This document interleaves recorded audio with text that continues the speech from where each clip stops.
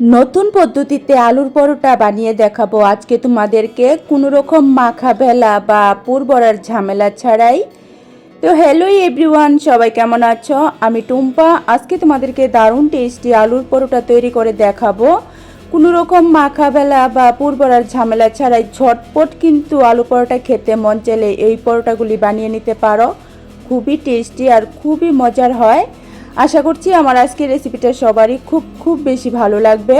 তো যদি একটু ভালো লেগে থাকে তাহলে বলছি প্লিজ একটা লাইক করে দিও আর আমার চ্যানেলটাকে সাবস্ক্রাইব করে দিও। সকালের ব্রেকফাস্টে অথবা বাচ্চাদের স্কুলের টিফিনে চাইলে কিন্তু ডিনারও এই রেসিপিটা একদম কম সময়ের মধ্যে সহজভাবে বানিয়ে নিতে পারো। তো চলো কিভাবে আলুর পরোটাটা তৈরি করেছি দেখে নাও। প্রথমে দেখো এখানে আমি আলু নিয়েছি সিদ্ধ করে। এখন এই আলুটাকে খোসা ছাড়িয়ে নিতে হবে। আলু কিন্তু সিদ্ধ করার সময় খোসা সমেতই সিদ্ধ করতে হবে। আর আলুটা কিন্তু একদম বেশি নরম করে সিদ্ধ করা যাবে না, একটু হালকা শক্ত রেখে সিদ্ধ করতে হবে, তাহলে কিন্তু পরোটাগুলি বেশি ভালো হবে। মানে একদমই কিন্তু নরম করে সিদ্ধ করা যাবে না, 80% সিদ্ধ হয়ে গেলে আলুটাকে নামিয়ে নিতে হবে। তো দেখো আলু খোসা ছাড়িয়ে নিয়েছি। তারপর এখন এই আলুটাকে গ্রেট করে নিতে হবে। এখানে কিন্তু অবশ্যই গ্রেট করে নিতে হবে, তা না হলে কিন্তু আলুর যদি বড় টুকরো থাকে তাহলে কিন্তু পরোটাগুলি ভালো হবে না। তো দেখো আমি আলু গ্রেট করে নিয়েছি।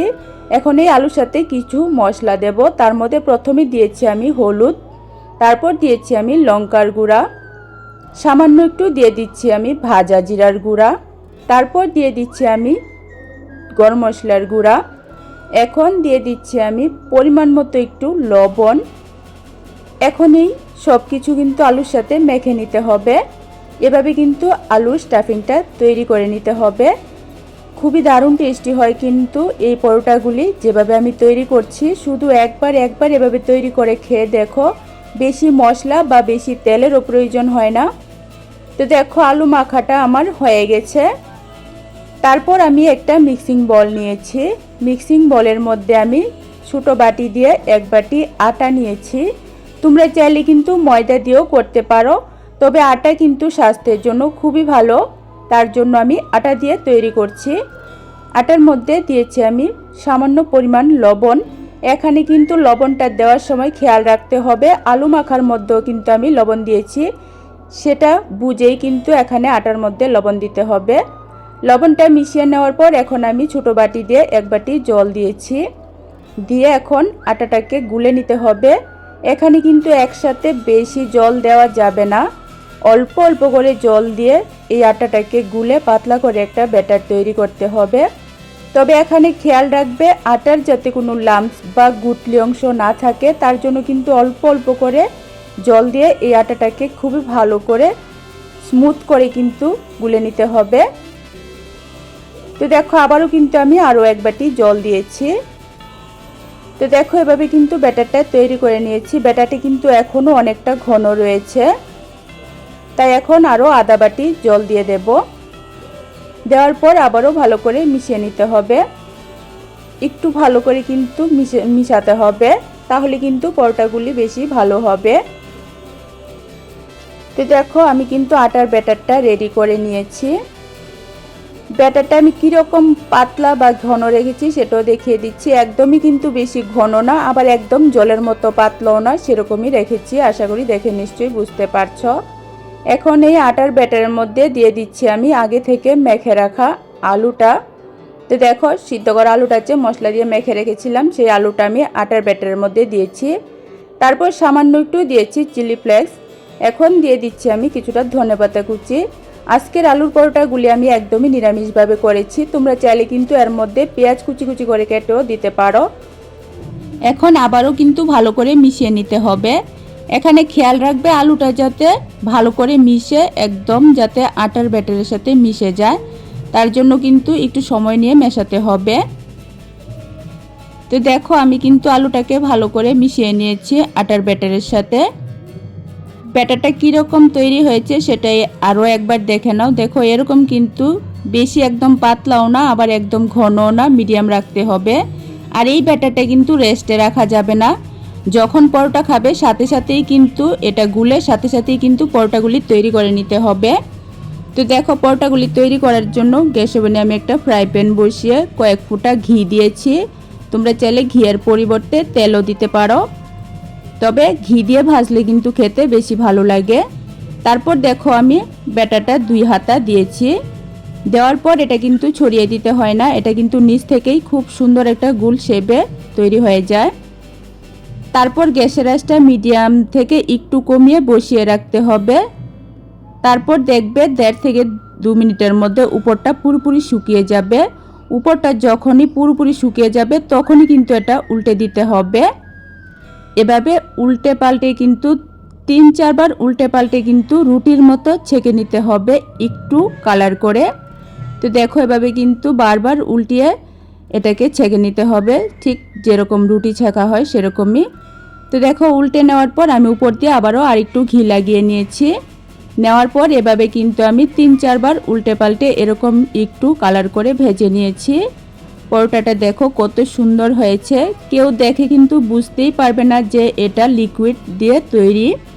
কোনো মাখা বেলার ঝামেলাই নেই, পুর ভরারও ঝামেলা নেই। ঝটপট কিন্তু আলু পরোটা খেতে মন চাইলে এভাবে তোমরা আলু পরোটা তৈরি করে নিতে পারো। খেতে কিন্তু খুবই টেস্টি হয়। একইভাবে কিন্তু দেখো আমি আরেকটা তোমাদেরকে তৈরি করে দেখিয়ে দিচ্ছি। আর এই পর্যায়ে তোমাদের কাছে একটাই রিকোয়েস্ট রইল, আমার আজকের রেসিপিটা ভালো লাগলে প্লিজ একটা লাইক করে দিও আর আমার চ্যানেলটাকে সাবস্ক্রাইব করে দিও একদমই সহজ আর নতুন ব্রেকফাস্ট, ডিনার, নাস্তা রেসিপি দেখার জন্য। এভাবে দেখো উল্টে পাল্টে হালকা করে অল্প করে ঘি লাগিয়ে একটু কালার করে ভেজে নিলেই কিন্তু খুবই টেস্টি আর খুবই মজার এই আলুর পরোটাটা তৈরি হয়ে যায়।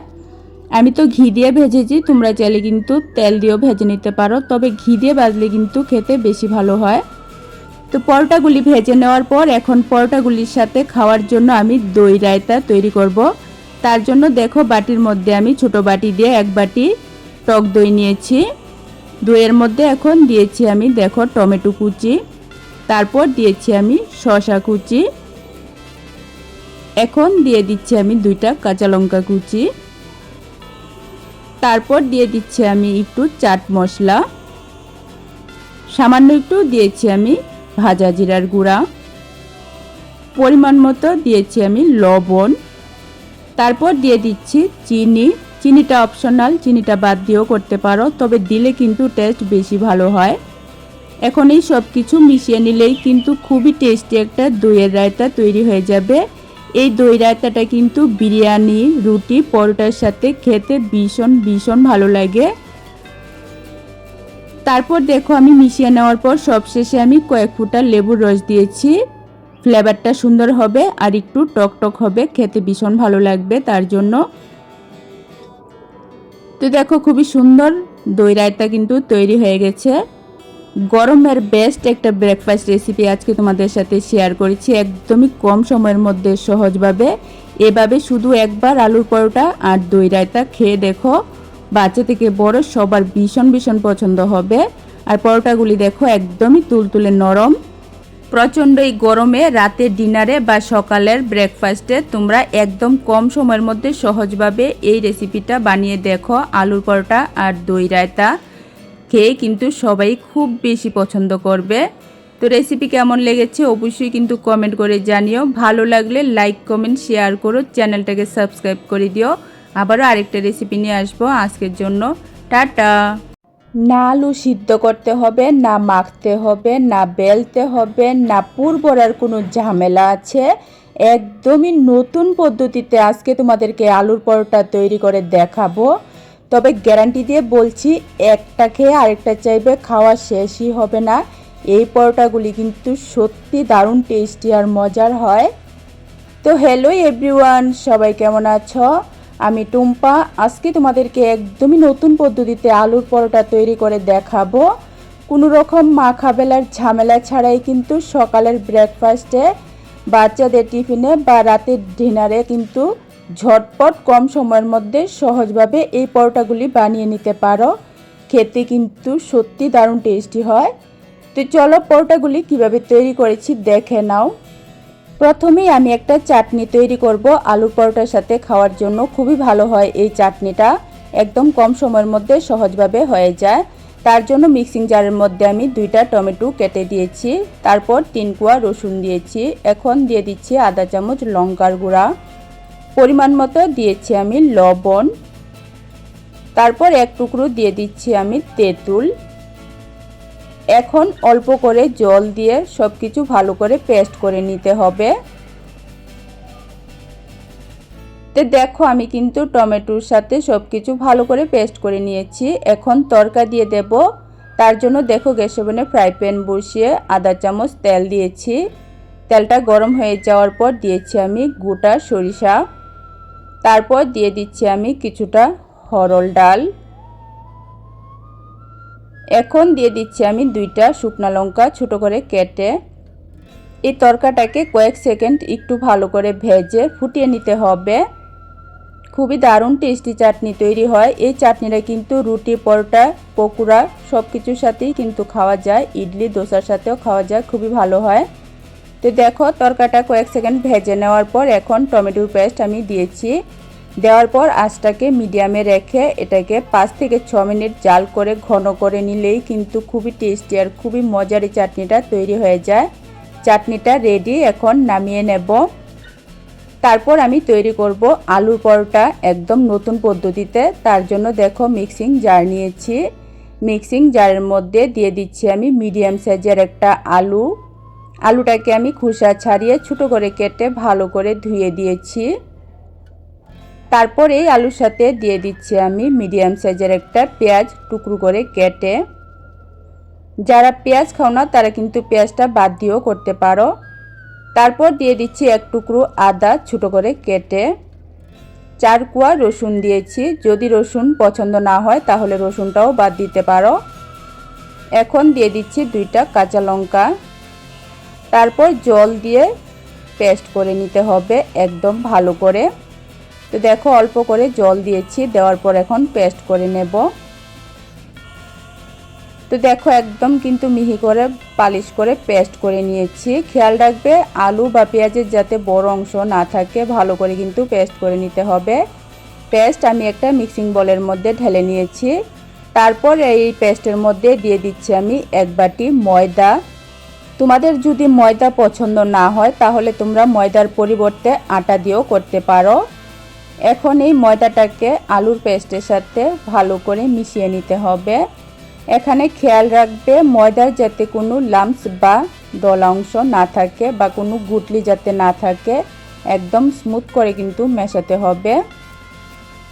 একদম কম সময়ের মধ্যে সহজভাবে নামমাত্র তেল মশলার মধ্যে কিন্তু আজকে আমি দারুণ টেস্টি হেলদি এই ব্রেকফাস্টটা তৈরি করেছি। খেয়ে কিন্তু সবাই খুব বেশি পছন্দ করেছিল।